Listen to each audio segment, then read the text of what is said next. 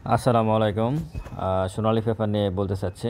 আশা করি পুরো ভিডিওটা শুনবেন আর ভালো লাগলে ভিডিওটা শেয়ার করবেন। তো সোনালী পেপার নিয়ে বলার আগে সোনালী পেপারের এই যাকে দেখতেছেন উনি সোনালী পেপারের একজন বিনিয়োগকারী। 46 লক্ষ টাকা উনি বিনিয়োগ করছে।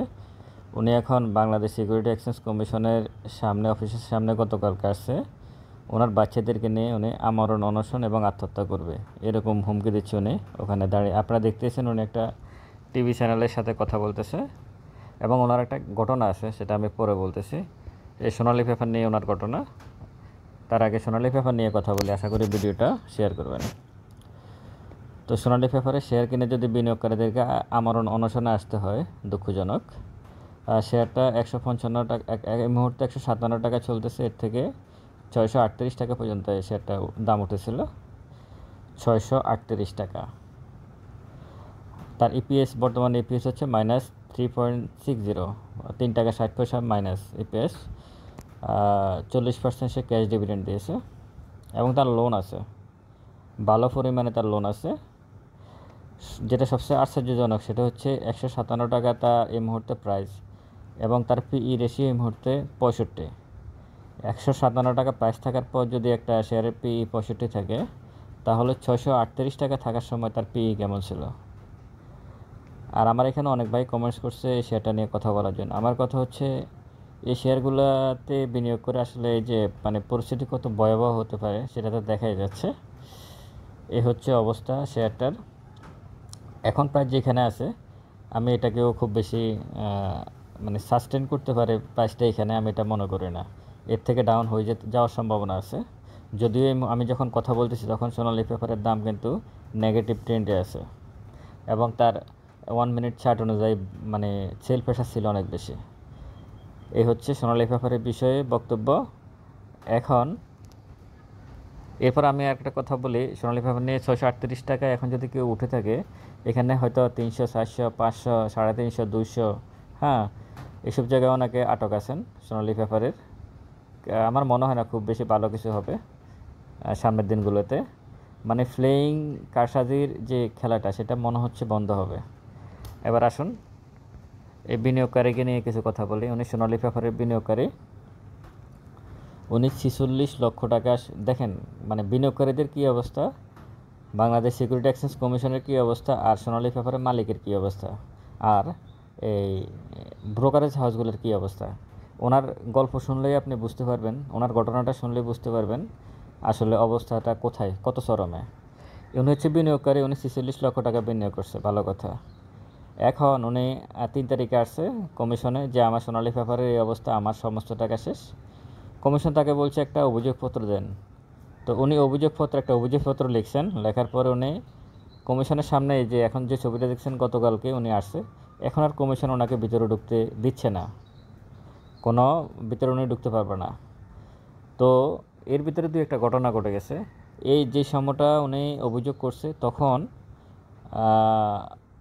সোনালী পেপারের মালিক লঙ্কা বাংলা সিকিউরিটিজের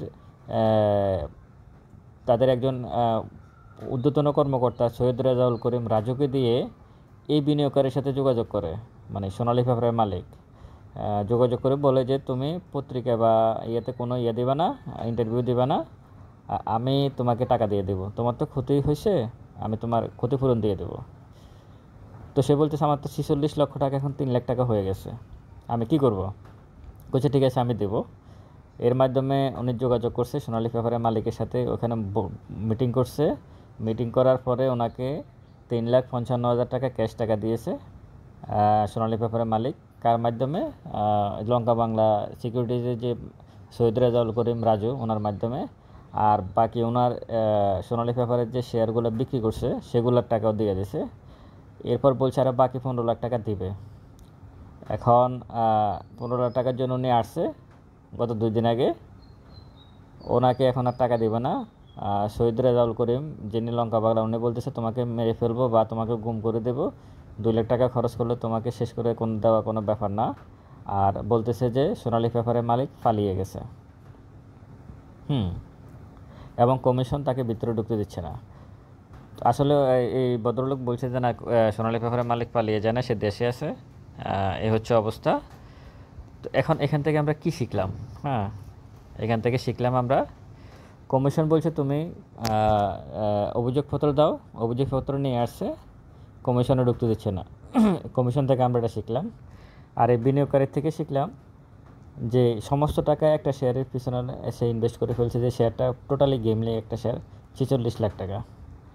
সে এখন সব কিছু মিলে আর 11 লাখ না 12 লাখ টাকা দেনা আছে। তো বিনিয়োগকারীর থেকে আমরা এটা শিখলাম যে গেমলিং শেয়ারে সমস্ত টাকা দিতে নাই। আর সিকিউরিটি এক্সচেঞ্জ কমিশনের থেকে শিখলাম যে তুমি যদি অভিযোগপত্র দিতে বলো তাহলে তাকে তুমি ঢুকতে দিবে না কেন এখন।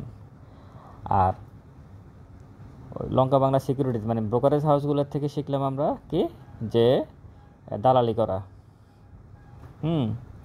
মানে আমি সরাসরি বলতেছি, সবাই না, সবাই খারাপ না। ব্রোকারেজ হাউস মালিক মানে সবাই যে খারাপ তা তো না। সব অনেক ব্রোকারেজ হাউসের মালিক আছে অনেক ভদ্র, অনেক ভালো, সবাই খারাপ না। আমি কিছু লঙ্কা বাংলা কি ছোটোখাটো ব্রোকারেজ হাউস, অনেক বড় ব্রোকারেজ হাউস।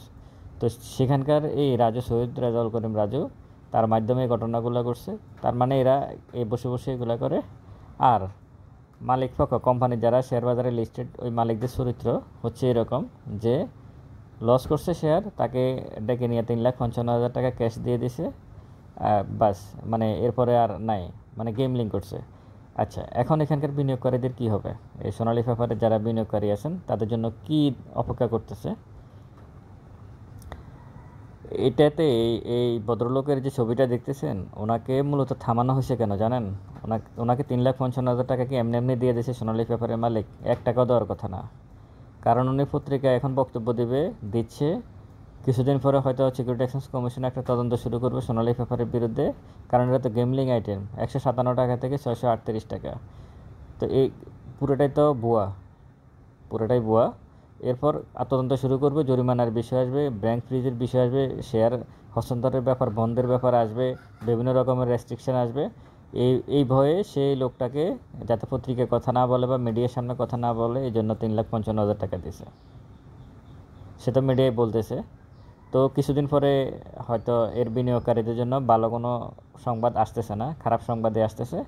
এখন তদন্ত শুরু হবে হয়তো সোনালী পেপারে, হচ্ছে কি না আমি জানি না, না হলে হবে, না হলে হবে।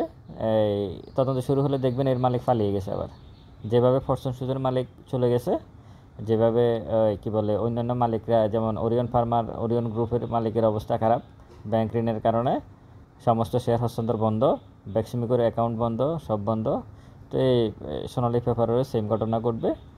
আর এখন যে প্রাইজে আছে তার যে ইপিএস, তার ওইরকম স্ট্রং সাপোর্ট, মানে শেয়ারটার এত যে দামে আছে 57 টাকা, তার ইপিএস হচ্ছে 3 টাকা 60। সেই দামে থাকার কথা না, এই দামে কোনোভাবেই থাকার কথা না। সময় বলবে এই শেয়ারটা কোথায় যাবে। এ হচ্ছে বিনিয়োগকারীদের অবস্থা, এ হচ্ছে ইন্ডিভিজুয়াল শেয়ারের অবস্থা।